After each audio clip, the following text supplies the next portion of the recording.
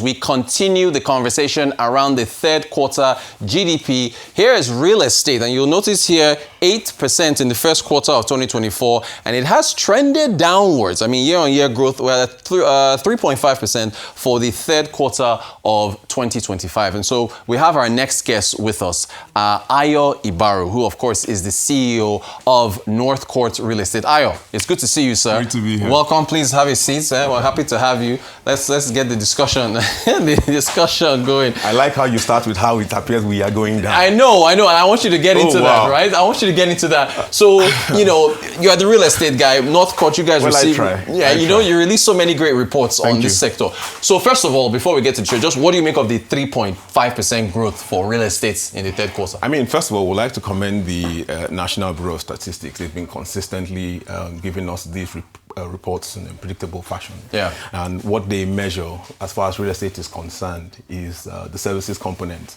So that would be rents, and that would be facility management services and property management services, and then of course valuations and things around the service end of things. So you remember when we spoke about rents going up? Yes, last year, I'm going to ask you again about rents. Yes. So the trade-off was tenants were able to pay same level rents, but then there were increasing defaults on service charges, and that's kind of what the National Bureau of Statistics measures. And maybe when we get into it, you will see a 15-year trend analysis that we did put together, for your audience. So there are struggles in gated communities, and landlords are finding it difficult collecting the aspects of the rent ecosystem that the National Bureau of Statistics measures. So that's the problem. All right, great. Now, looking at the trend line that I introduced, I guess, and I know we're measuring, year-on-year growth. Yes. So you're looking at year-on-year from Q1 2024 all the way through to Q3.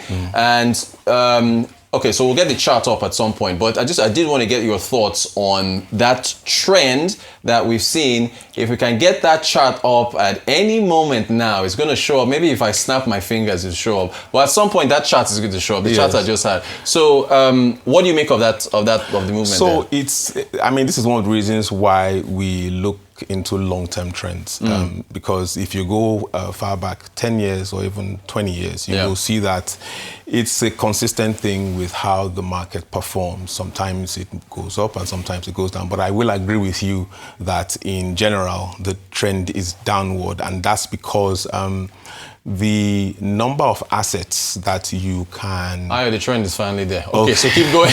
All right, keep going. So the number of assets upon which you can measure the contribution is reducing vis-a-vis the level of demand. So it's a supply-demand imbalance. Okay. Now, I guess we go from there to construction, or are we going to cement? No, construction. So, and I know that is couched into the real estate sector. But go on. Yeah, so I just wanted, and there was a contraction in the first quarter, and we did see some appreciation there going through Q3, and so at 5.57. So what's been 5.57, or as my analysts in that sector like to say 5.6, because the difference means a lot to them. So Q3 has seen quite a number of large-scale, long-term infrastructure projects, not the least of which is the Lagos-Calabar Expressway, and then the AKR road up north, and that has driven a lot of demand for construction activity. Again, we're going into 2026, which is a pre-election year. Since we're on national TV. Yes. And what you find is administrations, whether at the national or the sub-national level, will want to show visible signs of progress, and that's when they bring out roads and projects that have been done. So, for example, you see the Abia State government and what they are doing, and, telling us what they've committed to CAPEX next year, 20% education, 16% thereabout for roads, because it's an easy sell to your base that you've done well as a government if you can show construction projects. So I expect construction to go up at least into Q2 next year. Okay, and I think we also have. You mentioned your part of your report that you put up where you charted. I think it was real estate and also construction together. So I guess you still expect more of those projects to flood into. Perfect. There it is. You guys, you do good work. So for our audience here, you've got GDP growth in brown, real estate contribution in. Ayo, you did the chart, so you go ahead. So essentially, what's your chart telling us? Okay, so this is telling us a maxim that I probably copied somewhere. I can't remember where now. Where the economy goes, real estate markets follow. Right. So what you see here is how the economy is performing in brown, but then you see that the real estate line, which is in red, tracks it somewhat, but it tracks closer to construction. Right. Because we cannot calculate real estate services on what has not been constructed or what has not been developed. So you find that there is a track comparison between construction and real estate. But if you look at the last quarter, which I just discussed, you see a quick jump. And this has started from about Q2, Q3 of 2024. So that's where the engines have started to run for construction. So what we can expect, all things being equal, and I think I will go out on a limb here, is to say that as we go into Q1, you should expect some growth in real estate contribution, and that's because real estate tracks or it lags construction. So you build an asset and then you have the follow-through impact. And then there's the real estate service to service the asset that has been built. So that's what we expect. Fantastic. So I guess, is it that we need more elections? What is the trigger for more growth? Because remember, I had a lot of people watched our interview where you talked about how the housing deficit was likely bigger much than that. appreciation to the audience. Very supportive audience. Because it was kind of the credible, argument that you put forward in that it could be understated. So, what's the trigger for real estate growth? What needs to happen? Quite a number of things. We can start with demand side or supply side. Okay. For demand side, you would have to look at financing because that's really where the challenges are. People can't afford these high rents, and that's why on one hand you want to commend the MREF for having their rates as low as 9.75%, and then creating a more transparent product, which in a sense attracts long-term, large-scale investments. But the problem is how many people, even at 9.75%, can afford assets that are as low as 22 million on their site or as high as 300 million. That knocks off 97. Yeah, it knocks me out as well. Okay. Well, I'm not sure. Yeah, I know. Yeah, please. So that's on the demand side, right? Now, on the supply side, it gets a bit tricky because quite a bit of what goes into housing is imported. And so there's that, which the previous speaker on this show had made reference to. So there's the importation, there's the currency movement, even though it's improving. And I mean, again, the CBN is doing a good job of attempting to keep the currency either stable or appreciating. And, we have to say these things. When they don't do well, we knock them, and then when they do, we have to say it. So there's that. Then there's also the Land Use Act situation, which we have to resolve. But then, updating our surveys and speaking with developers who are working all around the country, there is the obvious challenge of bureaucratic inefficiency in many ministries of lands and survey. I mean, you come there with all your papers, you come there with all your formal payments, and then the process still takes quite a bit of time. I mean, such that the World Bank, and there's a chart we also sent in, the World Bank still believes that it takes 92 days in Nigeria to register a property. In Rwanda, it takes 8. Now, when we're updating the chart, we put 92 days plus X. That X being, we don't know what states you're in, we don't know how long it's going to take. And well, some states work better than others, but that also complicates the supply process. So if I'm a developer trying to put up 100 units, I have to move at a certain speed because I'm taking loans, and those loans are counting against my balance. And so if I can't predict when the states will grant me access to develop, then there's a and then if I go ahead in good faith to try and develop, I wake up one day in the newspapers and I'm one of 176 illegal estates. Yeah. No state mentioned. Got you. So it's a demand and a supply thing. But going back to MRIF, what I do like about what they've done is they've taken the first step, and we've had 1 or 2 engagements because they've built a framework and they've shown that transparency can be achieved in the real estate market, which is a very important thing considering the long-term aspirations, right, of the market. Now, the next step would be, can we bring down that 9.75%, even though I know it came down from 12. Yeah. And then I don't know what to do with a 100 million naira house or a 200 million naira.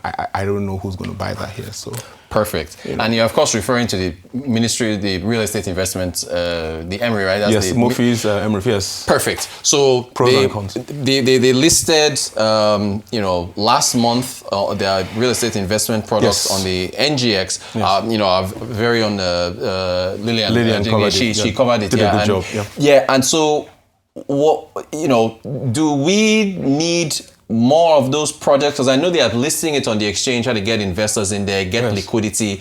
How do you see that impacting the liquidity needs for the real estate sector with what Mofi has listed on the NGX? I think it's a net positive. Yeah. Again, starting from the standpoint of transparency, I also think that it will show local and foreign investors. Now, if we do have time, we'll get into our theories for 2026. Yeah. Now, so they see Nigeria's real estate market as a place that is increasingly getting transparent. What that means is that there are fewer reasons not to invest long-term in Nigeria's housing sector.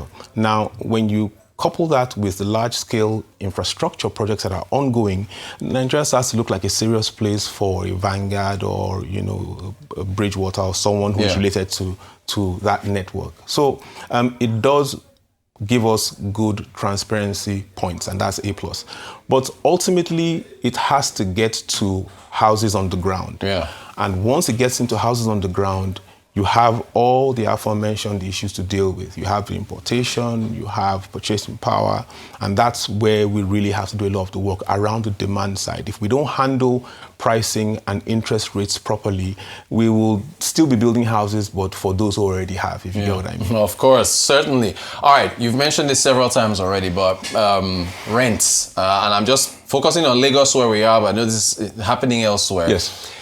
You talked about last year how they had raised rents. They're doing it again. Now, listen, to be fair, I know the landladies and landlords, they are, people have their strong opinions about them. Strong opinions? But why? Or debit alerts? I mean, there are some folks, and we even have testimonies from like my colleagues here, are seeing their rents going up by 100%. Now, is it, you've had reports on inflation, and I know there's been reforms and price adjustment. Is that what they're doing? Are they trying to adjust to the upward? What's your take on this increased rents that we're seeing? So, I mean, not to take any sides here, and I'm going to tread carefully. Yeah. The question is, what options do landowners have or property owners have? Right. Now, there are some cases where the hikes are exorbitant. They are unreasonable. And that's where I can switch sides and say, okay, I'm on the tenant side. You don't move things up by 200% or 150%. But you can only do that where demand far outweighs supply. Now, for a rough analysis, just think of two numbers. How many houses were built in Nigeria in 2025? We do not have a clear number, but we know that at least our population grew by 2.5 to 2.7% on the national number. So that will feed into the amount of demand that we can expect next year. And if a landlord has 20 people asking for one apartment and they are desperate because people have to live, I mean, food, clothing, shelter, right? What options? So, I mean, a landlord with something of a conscience will increase, but not at a rate that is too high. But then, your average landlord is going to say, look, this is an opportunity, it's capitalism, profit maximization, and they will go with that. So until we prioritize the supply situation, which is maybe similar to what Brazil did, where they set out 5 years to build a certain number of housing units. we will predictably continue to have this type of problem, because it does take quite a bit of effort to develop housing in Nigeria. I won't call any state specifically, but when you cross that line, you know, you have people saying things like, you know, when the old Nollywood movies, "To God be the glory." Yeah, you know, because it takes so much to complete. And then when you complete that, so many units are charging XYZ in the same area. What do you want to do? Charge 20% of that? You cannot. But again, if there are ways to create financing for purchasing, then that would also help the demand side. So that's really where I think the government has more leeway, demand side efforts. Supply, a lot of it is nationally determined, so it's a lot to do. Fantastic. So I have one more question for you. The outlook. So for, I guess, 2026, I mean, where do you see real estate going? In general, I think there will be quite a number of opportunities, but they will be taking, I mean, I'm just going through the data we've looked at and checking all the pre-election years. It's going to boil down to the local investor bias, which is the local investor who understands, who has additional information and who knows where the wind is blowing. And it's a policy move. Most international investments will pause a bit, because we're still considered, I mean, now we're a country of particular concern. I'm not sure how many names they will give us. We expect land to continue to go up. Data centers are also seeing more and more demand. Retail will stay niche grade A in a few locations, but I think we're back to B and B+. I think office rents will stabilize or even decline in grade A locations. But housing will continue to see more demand. I still expect house rents to go up, especially if you're in the core cities. Construction will still continue, but they will be cautious, and it will be for committed investments. So those who have already paid up front and so on and so forth, they will see their projects ongoing. Off the top of my head, I think next year, and just looking at the data and a number of analyses we've done using a few econometric tools, show that pre-election years favor the local investor who understands how the market works. He knows how to read the winds, and he knows where the demand is. And you were going to ask me about Dirty December. Exactly. Shortlets. Yeah, there you go. There you go. So when do we give you your degree? All right. So we already have 90% plus of all Lagos Island shortlets booked out. Mainland is catching up rather quickly. The federal government has jumped in to support several initiatives. Whether that's a good thing or a bad thing remains to be seen. We expect shortlet property values, or rent, to go up, and they will peter out second week in January. So it's still a good investment for holidays and then for select periods of the year. Fantastic stuff. Ayo Ibaru, CEO, NorthCourt Real Estate, always blessing us with great insights and data on the real estate sector. Thank you so much for your time. We appreciate you coming.